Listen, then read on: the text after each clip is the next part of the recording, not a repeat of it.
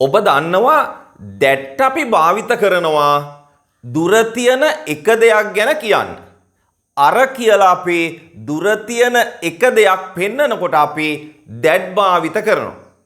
ඒ වගේම හොඳින් මතක තියාගන්න that අපි use කරනවා conjunction එකක් වශයෙන්. That is used as a conjunction. ඒ කියන්නේ වාක්‍ය දෙකක් එකට එකතු කරන්න අපි that භාවිත කරනවා. අන්න එතනදී that ගේ තේරුම අර කියන තේරුම නෙවෙයි. එතන තේරුම් දෙකක් තියෙනවා conjunction එකක් වශයෙන් භාවිත කරනකොට. ඒ තමා හොඳින් මතක තියාගන්න කියලා කියන තේරුම සහ බව කියන තේරුම. that conjunction එකක් වශයෙන් භාවිත කරනකොට තියෙන තේරුම් දෙක මොනවද? කියලා අනික බව. දැන් අපි මෙන්න මෙහෙම අදහස් කියනවානේ. මම දන්නවා කුමාර හොඳ පිරිමි ළමයෙක් කියලා. මම දන්නවා කුමාර හොඳ පිරිමි ළමයෙක් කියලා. මම දන්නේ නැහැ జగත් රස්තියාදුකාරයෙක් කියලා. ඔයා හිතනවද ඔයාට විභාගේ සමත් වෙන්න පුළුවන් කියලා? බලන්න මේ වාක්‍යවල කියලා කියන එක ඇහෙනව නේද? ඔන්න ඕක ගන්න අපි ගන්නේ that conjunction එකක් වශයෙන් භාවිත කරනවා. මේ වැලන්ටයින්ස් ඩේ එකක් තියෙනවානේ. එතකොට ඔය පාක් වල මාරගස් යට කොන්ක්‍රීට් කෑලි උඩ වාඩි වෙලා ඉන්න young couples තරුණ තරුණියෝ නේද? මෙන්න මෙහෙම දේවල් කියනවා අපිට ඇහිලා තියෙනවානේ. ඔයා දන්නවද මං ඔයාට ආදරෙයි කියලා?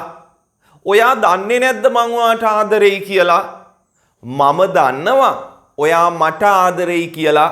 ඔන්න ඔය වගේ අදහස් කියනකොට that ඔයාට conjunction එකක් වශයෙන් වාක්‍ය දෙක මැදට භාවිත කරන්න සිද්ධ වෙනවා. හරිම සරලයි භාවිතය ඔබ හොඳින් අවබෝධ කරගන්න ඕන. අපි බලමු පළවෙනි වාක්‍යයට අවධානය යොමු කරමු. මෙන්න මෙහෙම වාක්‍යයක් අපි ගමු. මම දන්නවා ශාන්ත හොඳ පිරිමි ළමයෙක් කියලා. මම දන්නවා I know ශාන්ත හොඳ පිරිමි ළමයෙක්. ශාන්ත is a good boy. දැන් ඔය වාක්‍ය දෙක එකට සෙට් කරනවා අපි මැදට that දාලා. I know that Shanta is a good boy. I know that Shanta is a good boy. මම දන්නවා ශාන්ත හොඳ පිරිමි ළමයෙක් කියලා. එහෙම නැත්නම් මම දන්නවා ශාන්ත හොඳ පිරිමි ළමයෙක් බව. තේරුණා නේද? හොඳයි අපි තව උදාහරණයක් ගමු. මම දන්නේ නැහැ జగත් රස්තියාදුකාරයෙක් කියලා. දැන් මම දන්නේ නැහැ කියන්නේ කොහොමද? ඒක ඔබ දන්නෝ. I don't know. මම දන්නේ නැහැ. දෙවනි වාක්‍ය මොකද්ද? జగත් රස්තියාදුකාරයෙක්. රස්තියාදු ගහනවට කියන්නේ loiter කියලා. That is the verb. loiter. රස්තියාදු ගහනවා.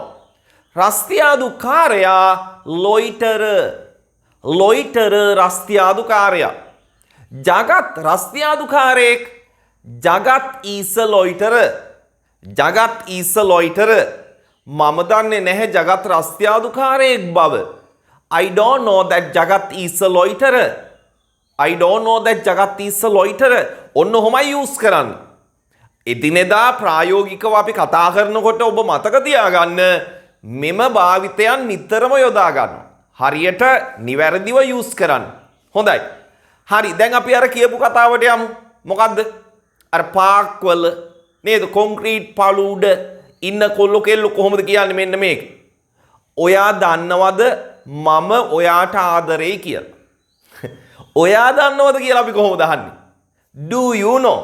simple නේද? හරිම ලේසි. ඔයා දන්නවද? Do you know? මම ඔයාට ආදරෙයි.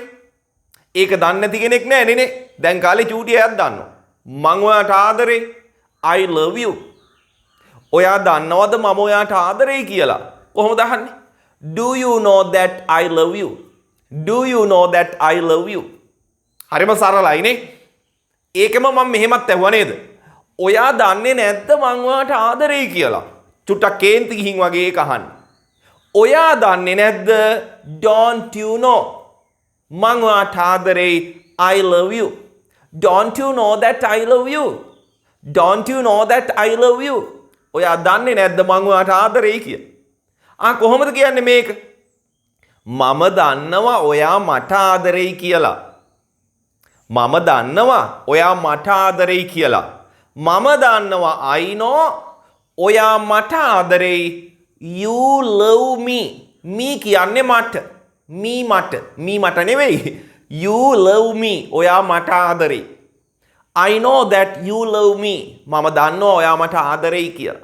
පැහැදිලි නේද? එවැනි අදහස් කියනකොටත් අපි that භාවිත කරන්නේ. කොහොමද අහන්නේ මෙන්න මේක? ඔයා කොච්චර මට ආදරෙයිද? දැන් that කියන එක මේකට සම්බන්ධ නැහැ. ඔයා කොච්චර මට ආදරෙයිද? එතකොට කොච්චර කොපමණ කියලා අහනකොට how much තමා භාවිත කරන්නේ. සාමාන්‍යයෙන් අපි ගණන් කළ නොහැකි දෙයක් ගැන ප්‍රශ්න අහනකොට, ඒ කියන්නේ ගණන් කළ නොහැකි දේවල් පිළිබඳ ප්‍රශ්න අහනකොට අපි ගන්නේ how much කියන ප්‍රශ්නවාචී පදේ. how many නෙවෙයි ගන්නෙ. how many ගන්නේ අපි ගණන් කරන්න පුළුවන් දේවල් සමග ප්‍රශ්න අහනකොට. කීයද කොපමණද කියලා. ඔයා මට කොච්චර ආදරෙයිද? How much do you love me? How much do you love me? ඔයා මට කොච්චර ආදරෙයිද? මතක තියාගන්න that අපිට සරලව භාවිත කරන්න පුළුවන් එදිනෙදා ජීවිතේදී. මම දන්නවා ඇය අහිංසක ගැහැණු ළමයෙක් කියලා.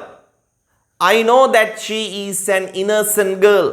I know that she is an innocent girl. මම දන්නේ නැහැ කුමාරි විවාහකයි කියලා. මම දන්නේ නැහැ කුමාරි බැඳලා කියලා. මැරි කරලා කියලා. I don't know that Kumari is married. I don't know that Kumari is married. ඔයා දන්නේ නැද්ද මගේ තාත්තා පොලිස් නිලධාරියෙක් කියලා? ඔයා දන්නේ නැද්ද මගේ තාත්තා පොලිස් නිලධාරියෙක් කියලා? ඔයා දන්නේ නැද්ද don't you know මගේ තාත්තා police නිලධාරියෙක්? My father is a policeman. Don't you know that my father is a policeman? වාක්‍ය දෙක මැදට කියලා කියන අදහස ගන්න that භාවිත කරනවා. හරිම සරලයි. මේක එදිනෙදා කතනයේදී භාවිත කරන්නම ඕන ඔයා.